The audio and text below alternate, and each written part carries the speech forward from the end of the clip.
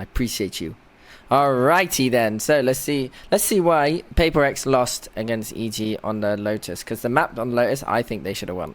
They were getting entries, they just don't know how to play post plant. So let's have a look. PRX's post plant. Actually, I'll put it on 1.25 speed, because then I might be able to get through the whole of it. So PRX doing their thing where they grab the orbs. EG are doing a retake C setup, I think. Floods on B and kind of holding the A2. I don't really know what this pistol is, but it's a weird one. I give you that. So they grab both orbs, and also Forsaken's managed to get out A. So they're doing a little fake here with 2 smokes. That's actually kind of wild. And then something breaks the turret. But it's a bit obvious in my opinion. I don't think we need to use 2. Oh no, they got Astra. Okay, ignore me. And now here they come for the A split. Omen Flash comes around the back, and you can see here, Nade comes back sight. Demon 1 getting 1. Fairly good from PRX, you know. Their execute should be quite well. I don't know what the EG setup was, to be fair. It's neither strong side A nor it's strong side B, because we've lost A control. So there's a lot of gaps in the play, and PRX abused it by a little fake. However, it goes into a 2v2, which is kind of wild. Why couldn't we plant good here? Because we're scared of door. I think here we don't need to plant, right? I think it feels like natural to want to plant, but I think just play together, clear out the tree or whatever, and then you can get the plant down. But it's so difficult. But he wins, and as I think they should have won, to be fair. The Omen Blind, yeah, so the Omen Blind is super good on A, because obviously you can find out where they are using your Skydog or your Boombot, or just contact, and the Omen Flash will get someone on site, especially with this nade comboing here. You can get like a decent flash off, and because they have double dive, you can actually capitalize on the flash. Essentially, that's what you want to do with your Omen Flash. You want to make sure you're capitalizing off of it, because a lot of teams just throw the flash and no value from it, no kills, no nothing. No delay is fine, but like you should be trying to get kills off of it because it's pretty good. So this is probably a read that PRX had. If EG do nothing here, no Sky Flash, no nothing, it's very obvious that EG are setting up a crunch here. Maybe they didn't read it, but they're coming into them anyway. So before even Jorgamo could go in, and then he actually went out, which is quite funny. But then Jing comes in with a raise rocket and a judge. So Jing gets the entry here. So Jing gets the entry here, picks up the gun, and then obviously the trade outs come in. I don't know what this Omen one-way is. It seems kind of wild. It's a one-way for when you get up onto this ledge here. You can see their feet from around here, but it's a bit of a weird one, honestly. It might be good. I should go have a look, but it doesn't no value for anyone playing around here. So, but it doesn't matter because they do have Jing and something who can dash out. But I think something used his dash earlier, so he doesn't actually have it. I think this is an overpeak from Jing here, in my opinion. I think now he should just contain and help Mind Freak secure the plant. So you can actually see. Wait, this smoke does actually nothing. Okay, this smoke doesn't do what I thought it might do. I think it only blocks the angle from here to here, which isn't as valuable as I like. So let's see why they lose. So Forsaken has so many stars here. We want to make sure, as an Astra main, you save one of your stars for a suck on the bomb. That could save the round, and then it allows you to play passive. Now here, Mind Freak overpeak in my opinion, and died. But I also think like Jing should have been kind of helping Mind Freak, trying to spot the cross for him and just securing the best plant. But it's difficult, obviously, because there's smoke in CT, so they're scared about CT. So Jing going into CT is fine. Mind Freak punting here is technically fine. But we need to get Mind Freak out. So Mind Freak should have just waited for Forsaken smoke to go up, or a fake smoke. And now Forsaken's getting flanked on. But they should be kind of in tune to this flank. So yeah, boom, seen him. Where does Forsaken... I said Chronicle. Where should Forsaken go? He should stay elbow, but he shouldn't be peeking this, in my opinion. Oh, there's an orb there. Oh, that's a really good orb from Thingy. From Com.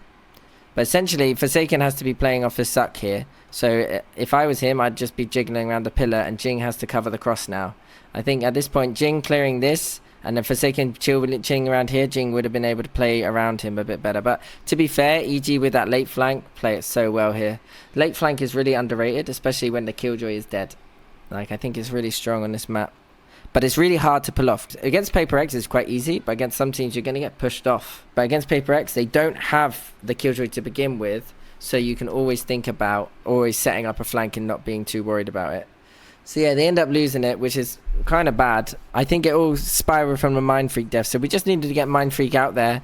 Even just chuck a fake smoke on top of him, and then use that fake smoke to get him into elbow or something. They're going for the orbs here. We need to get Jing back on that orb farm. And they're actually walking in here. When the turret's not here, alarmbot's not here, it's actually not bad. I saw EG do it, playing contact, and it's quite scary as a B player because they're playing the turret here. Like, we should be saying that A is free right now. They could be doing a C trap. That's how the comms should be going. Because A is empty right now, we know where Viper is. Because Viper's always on the side that's weak side, in my opinion. Again, especially for EG. So, we know where Viper is. We can play around the fact that we know Viper's on A playing delay. We can play around that. But PRX just end up kind of walking into B here, which I don't mind. I just think, like, there's more stuff that could be happening here. They're just going for picks, which is fine. They get the pick, and luckily they play together. They're Jing and Forsaken, you know.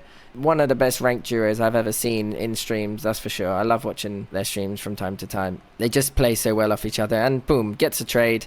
Jorgamo has to forever stay around B, because this turret is not enough. This is just an info turret, but they just don't have the information anymore to actually be able to play off the info. They don't have a way to reflood back in.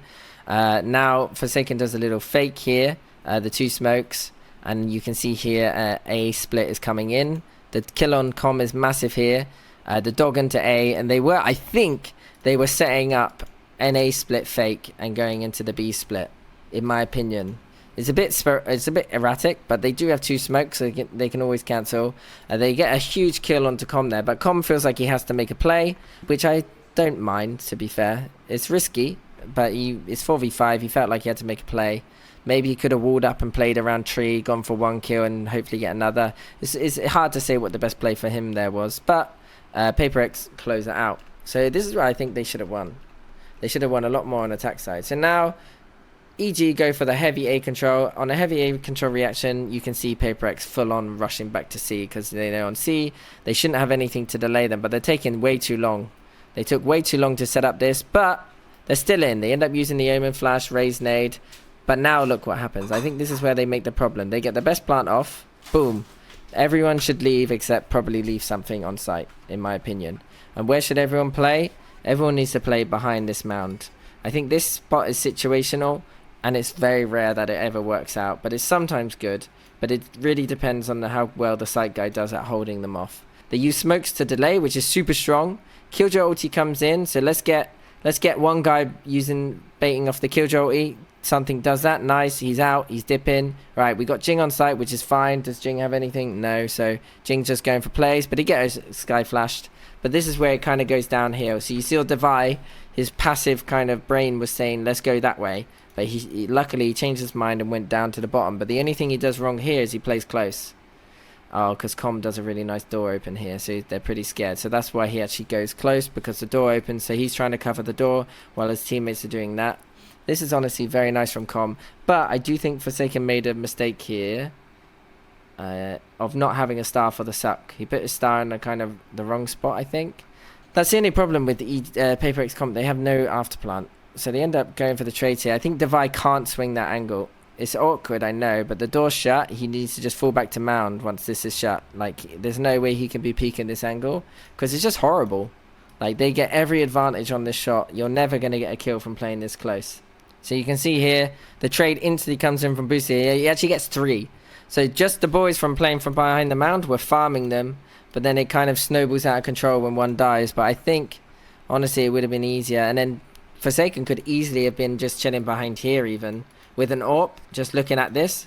And as long as they're behind the mound facing this, the enemy team has to swing out, and they will swing out to try and stop them from shooting the guy on the bomb.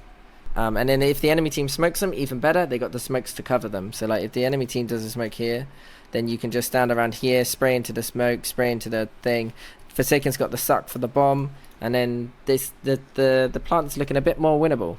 He got an ace with Jing's gun. There's an option. To be fair, in my opinion, a comm should have been said at the start that Boostio has ult. So in the back of Jing's mind, in my opinion, he should be thinking that he shouldn't use his nade for the execute.